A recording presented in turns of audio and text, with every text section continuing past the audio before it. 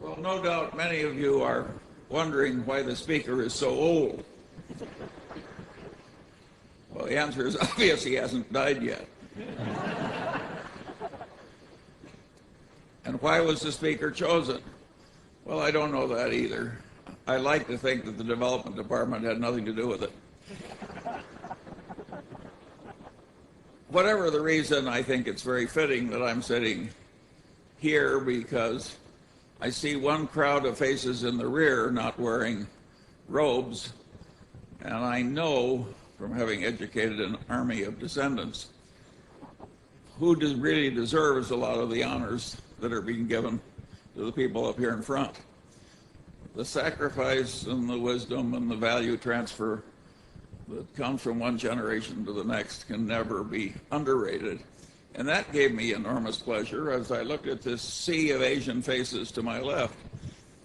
All my life I've admired Confucius. I like the idea of filial piety, the idea that there are values that are taught and duties that come naturally, and that all that should be passed on to the next generation. And you people who don't think there's anything in this idea, please note how fast these Asian faces are rising in American life. I think they have something. All right,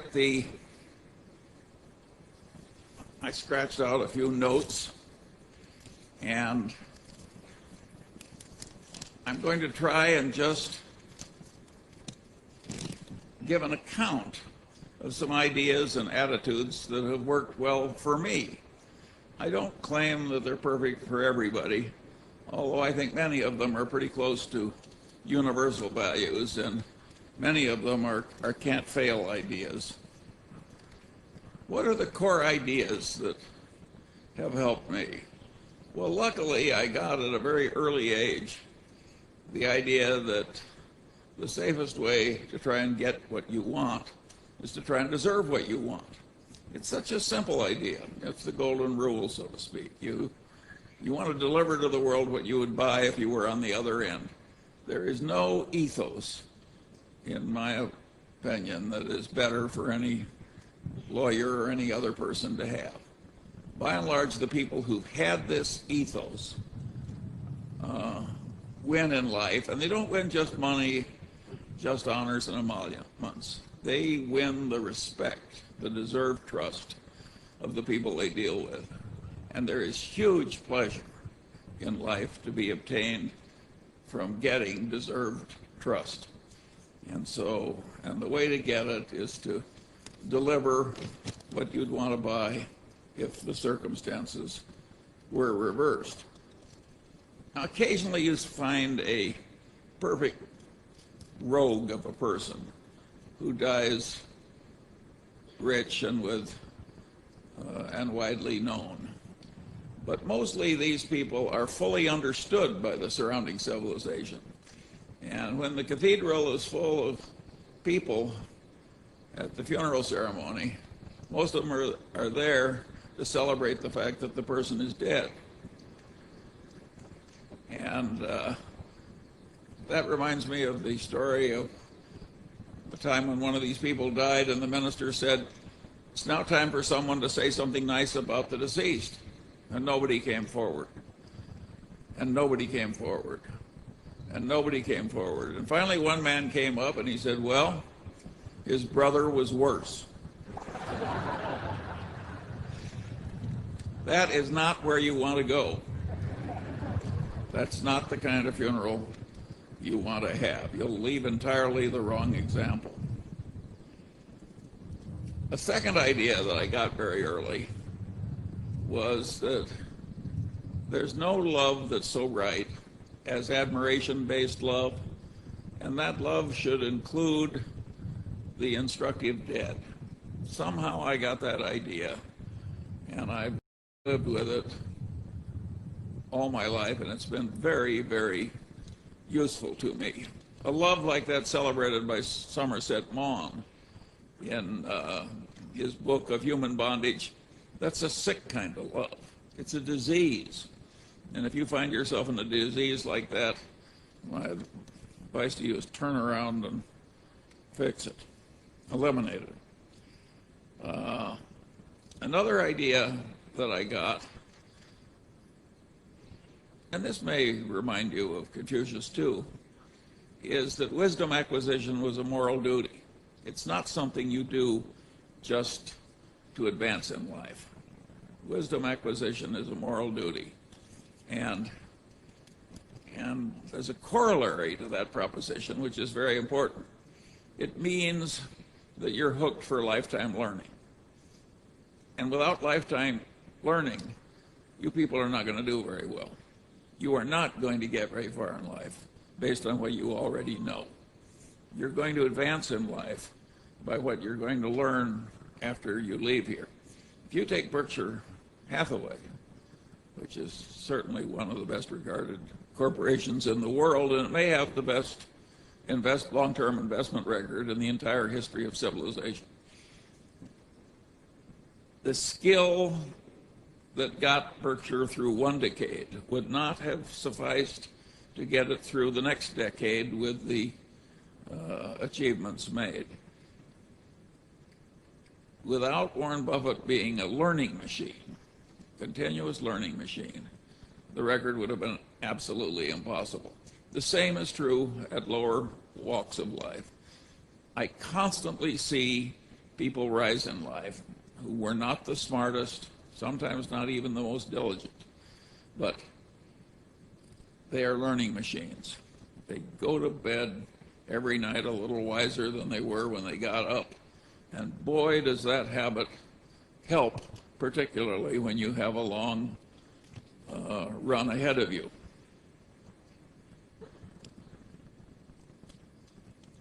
Alfred North Whitehead said at one time that the rapid advance of civilization came only when man invented the method of invention. And of course, he was referring to the huge growth in GDP per capita and all the other good things that we now take for granted, which started a few hundred years ago, and when before that, all was stasis. And so if civilization can progress only when it invents the method of invention, you can progress only when you learn the method of learning. I was very lucky. I came to law school having learned the method of learning. And nothing has served me better in my long life than continuous learning. And if you take Warren Buffett, if you watched him with a time clock, I would say half of all the time that he spends is just sitting on his ass and reading. And a big chunk of the rest of the time is spent talking one-on-one, either on the telephone or personally, with highly gifted people whom he trusts and who trust him. In other words, it looks quite academic, all this worldly success. Academia has many wonderful values in it. I came across such a value not too long ago. Well, it was several years ago. When in my capacity as a hospital board chairman, I was dealing with a medical school academic.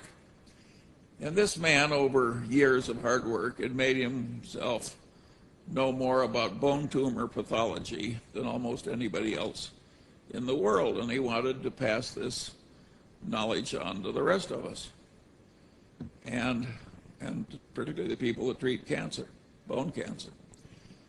And how was he going to do it? Well, he decided to write a textbook that would be very useful to other people. Now, I don't think a textbook like this sells 2,000 copies, but those 2,000 copies are in all the major cancer centers of the world.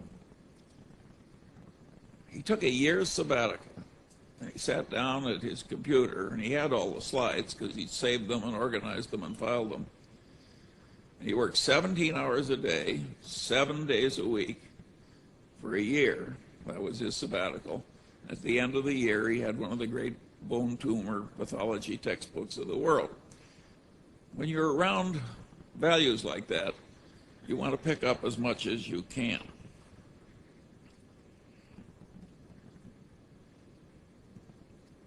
Another idea that was hugely useful to me was that I listened in law school when some wag said, a legal mind is a mind that when two things are all twisted up together and interacting, it's feasible to think responsibly about one thing and not the other.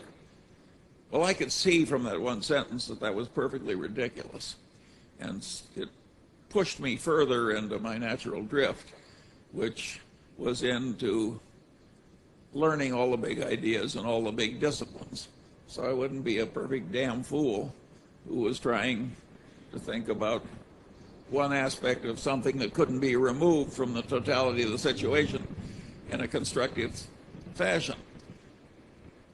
And what I noted, since the really big ideas carry 95% of the freight, that it wasn't at all hard for me to pick up all the big ideas in all the disciplines and make them a standard part of my mental routines. Once you have the ideas, of course, they're no good if you don't practice. If you don't practice, you lose it. So I went through life constantly practicing this multidisciplinary approach. Well, I can't tell you what that's done for me. It's made life more fun. It's made me more constructive. It's made me more helpful to others. It's made me enormously rich. You name it, that attitude really helps. Now, there are dangers in it, because it works so well that if you do it, you will frequently find you're sitting in the presence of some other expert, maybe even an expert that's superior to you, supervising you. And you will know more than he does about his own specialty, a lot more. You'll see the correct answer when he's missed it. That is a very dangerous position to be in. You can cause enormous offense by helpfully being right in a way that causes somebody else to lose face. And I never found a perfect way to solve that problem. I was a great poker player when I was young, but I wasn't a good enough poker player, so the people failed to sense that I thought I knew more than they did about their subjects, and it gave a lot of offense. Now I'm just regarded as eccentric, but there was a difficult period to go through. And my advice to you is to learn sometimes to keep your light under a bushel. One of my colleagues, also a number one in his class in law school, a great success in life, clerk for the Supreme Court, etc. But he knew a lot, and he tended to show it as a very young lawyer. And one day, the senior partner he was working under called him in and said, "Listen, Chuck," says, "I want to explain something to you." He says, "Your duty under any circumstances is to behave in such a way that the client thinks he's the smartest person in the world. And if you've got any little energy or insight available after that, use it to make your senior partner look like the smartest person in the world. And only after you've satisfied those two obligations do you want your light to shine at all." Well, that may have been very good advice for rising in a large firm. It wasn't what I did. I always obeyed the drift of my nature, and if other people didn't like it, well, I didn't need to be adored by everybody. Another idea, and by the way, when I talk about this multidisciplinary attitude, I'm really following a very key idea of the greatest lawyer of antiquity, Marcus Tullius Cicero. And Cicero is famous for saying, "A man who doesn't know what happened before he's born goes through life like a child." Now, that is a very correct idea of Cicero's, and he's right to ridicule somebody so foolish as not to know what happened before he was born. But if you generalize Cicero, as I think one should, there are all these other things that you should know in addition to history. And those other things are the big ideas in all the other disciplines. And it doesn't help you just to know them enough so you could prattle them back on an exam and get an A. You have to learn these things in such a way that they're in a mental lattice work in your head and you automatically use them for the rest of your life. If you do that, I solemnly promise you that one day you'll be walking down the street and you'll look to your right and left and you'll think, my heavenly days, I'm now one of the few most competent people of my whole age cohort. If you don't do it, many of the brightest of you will live in the middle ranks or in the shallows. Another idea that I got, and it was encapsulated by that story the dean recounted about the man who wanted to know where he was going to die and he wouldn't go there. That rustic who had that idea had a profound truth in his hand. The way complex adaptive systems work and the way mental constructs work, problems frequently get easy. I'd even say usually are easier to solve if you turn them around in reverse. In other words, if you want to help India, the question you should ask is now, how can I help India? You think, what's doing the worst damage in India? What will automatically do the worst damage, and how do I avoid it? You'd think they're logically the same thing. They're not. Those of you who have mastered algebra know that inversion frequently will solve problems which nothing else will solve. And in life, unless you're more gifted than Einstein, inversion will help you solve problems that you can't solve another way. Let me use a little inversion now. What will really fail in life? What do we want to avoid? Such an easy answer. Sloth and unreliability. If you're unreliable, it doesn't matter what your virtues are. You're going to crater immediately. So doing what you have faithfully engaged to do should be an automatic part of your conduct. You want to avoid sloth and unreliability. Another thing I think should be avoided is extremely intense ideology, because it cabbages up one's mind. You've seen that, and you see a lot of it, in TV preachers, for instance. They've all got different ideas about theology, and a lot of them have minds that are made of cabbage. But that can happen with political ideology. And if you're young, it's easy to drift into loyalties. And when you announce that you're a loyal member and you start shouting the orthodox ideology out, what you're doing is pounding it in. And you're gradually ruining your mind. So you want to be very, very careful with this ideology. It's a big danger. In my mind, I've got a little example I use whenever I think about ideology, and that's the Scandinavian canoeists who succeeded in taming all the rapids of Scandinavia, and they thought they would tackle the whirlpools of the Erin Rapids here in the United States. The death rate was 100%. A big whirlpool is not something you want to go into, and I think the same is true about a really deep ideology. I have what I call an iron prescription that helps me keep sane when I naturally drift toward preferring one ideology over another. And that is, I say, I'm not entitled to have an opinion on this subject unless I can state the arguments against my position better than the people do who are supporting it. I think only when I've reached that state am I qualified to speak. Now you can say that's too much of an iron discipline. It's not too much of an iron discipline. It isn't even that hard to do. It sounds a lot like the iron prescription of Ferdinand the Great. It's not necessary to hope in order to persevere. That probably is too tough for most people. I don't think it's too tough for me, but it's too tough for most people. But this business of not drifting into the extreme ideology is a very, very important thing in life. If you want to have more correct knowledge and be wiser than other people, the heavy ideology is very likely to do you in. Another thing, of course, that does one in is the self-serving bias to to which we're all subject. You think the true little me is entitled to do what it wants to do. And, for instance, why shouldn't the true little me overspend my income? Well, there once was a man who became the most famous composer in the world, but he was utterly miserable most of the time. And one of the reasons was he always overspent his income. That was Mozart. If Mozart can't get by with this kind of asinine conduct, I don't think you should try it.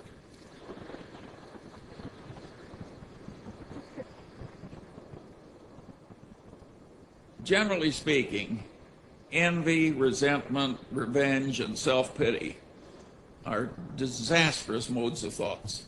Self-pity gets pretty close to paranoia, and paranoia is one of the very hardest things to reverse.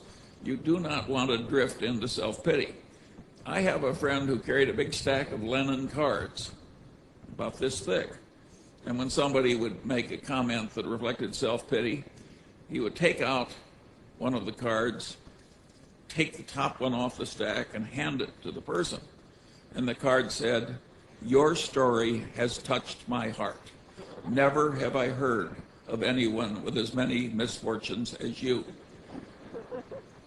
Well, you can say that's waggery, but I suggest that every time you find you're drifting into self-pity, and I don't care what the cause, your child can be dying of cancer, self-pity is not going to improve the situation.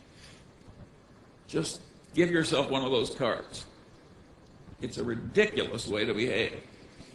And when you avoid it, you get a great advantage over everybody else, almost everybody else, because self-pity is a standard condition. And yet you can train yourself out of it. And of course, the self-serving bias, you want to get out of yourself. Thinking that what's good for you is good for the wider civilization, and rationalizing all these ridiculous conclusions based on this subconscious tendency to serve oneself it's a terribly inaccurate way to think. And of course you want to drive that out of yourself because you want to be wise, not foolish. You also have to allow for the self-serving bias of everybody else, because most people are not going to remove it all that successfully, the human condition being what it is. And if you don't allow for self-serving bias in your conduct, again, you're a fool. You just aren't competent. I watched the brilliant Harvard Law Review trained general counsel of Solomon lose his career.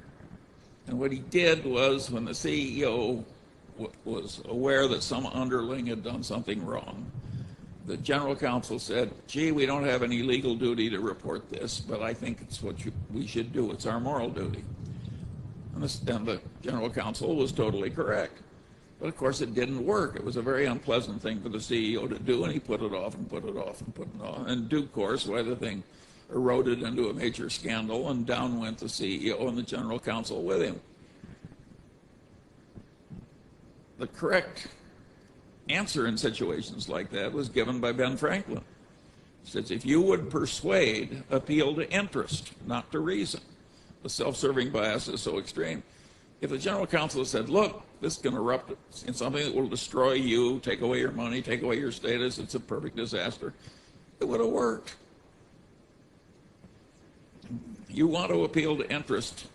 You want to do it with lofty motives, but you should not avoid appealing to interest. Another thing, perverse incentives.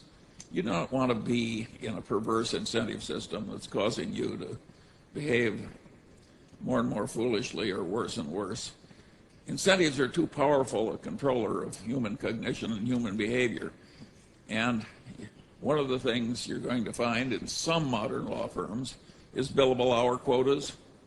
And I could not have lived under a billable hour quota of 2,400 hours a year. That would have caused huge problems for me. I wouldn't have done it. And I don't have a solution for that for you. You'll have to figure it out for yourself. But it's a significant problem. Perverse associations, also to be avoided. And you particularly want to avoid working directly under somebody you really don't admire and don't want to be like. It's very dangerous. We're all subject to control to some extent by authority figures, particularly authority figures that are rewarding us. And that requires some talent. The way I solved that is I figured out the people I did admire, and I maneuvered cleverly without criticizing anybody. So I was working entirely under people I admired. And a lot of law firms will permit that if you're shrewd enough to work it out. And your outcome in life will be way more satisfactory and way better if you work under people you really admire. The alternative is not a good idea. Objectivity maintenance. Well, we all remember that Darwin paid special attention to disconfirming evidence, particularly when it disconfirmed something he believed and loved. Well, objectivity maintenance routines are totally required in life if you're going to be a correct thinker. And there we're talking about Darwin's attitude, special attention to the disconfirming evidence, and also to checklist routines. Checklist routines avoid a lot of errors. You should have all this elementary wisdom, and then you should go through a mental checklist in order to use it. There is no other procedure that will work as well. A last idea that I found very important is I realized very early that non-egality would work better in the parts of the world I wanted to inhabit. What do I mean by non-egality? I mean John Wooden, when he was the #1 basketball coach in the world, he just said to the bottom 5 players, you don't get to play your sparring partners. The top 7 did all the playing. Well, the top 7 learned more, remember the learning machine, because they were doing all the playing. And when he got to that system, why, Wooden won more than he'd ever won before. I think the game of life, in many respects, is getting a lot of practice into the hands of the people that have the most aptitude to learn and the most tendency to be learning machines. And if you want the very highest reaches of human civilization, that's where you have to go. You do not want to choose a brain surgeon from your child among 50 applicants, all of whom just take turns doing the procedure. You know, that's not the way to get the really important. You know, your airplane's designed that way. You don't want your Berkshire Hathaways run that way. You want to get the power into the right people. I frequently tell the story of Max Planck when he won the Nobel Prize and went around Germany giving lectures on quantum mechanics. And the chauffeur gradually memorized the lecture, and he said, would you mind, Professor Planck, just because it's so boring to stay in our routines, would you mind if I gave the lecture this time and you just sat in front, my chauffeur sat? And Planck said, sure, and the chauffeur got up and he gave this long lecture on quantum mechanics, and after which a physics professor stood up in the rear and asked a perfectly ghastly question. And the chauffeur said, well, he says, I'm surprised that in an advanced city like Munich, I get such an elementary question. I'm going to ask my chauffeur to reply. Well, the reason I tell that story is not entirely to celebrate the quick-wittedness of the protagonist. In this world, we have 2 kinds of knowledge. One is Planck knowledge, the people who really know. They've paid the dues, they have the aptitude. And then we got chauffeur knowledge. They have learned to prattle the talk. And they have a big head of hair, they may have fine timbre in the voice, they make a hell of an impression. But in the end, they've got chauffeur knowledge. I think I've just described practically every politician in the United States. And you're going to have the problem in your life of getting the responsibility into the people with the Planck knowledge and away from the people who have the chauffeur knowledge. And there are huge forces working against you. My generation has failed you to some extent. We are delivering to you in California a legislature where only the certified nuts from the left and the certified nuts from the right are allowed to serve, and none of them are removable. That's what my generation has done for you. But you wouldn't like it to be too easy, would you?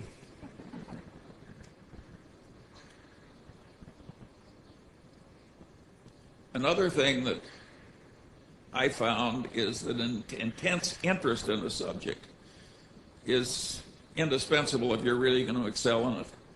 I could force myself to be fairly good in a lot of things, but I couldn't be really good in anything where I didn't have an intense interest.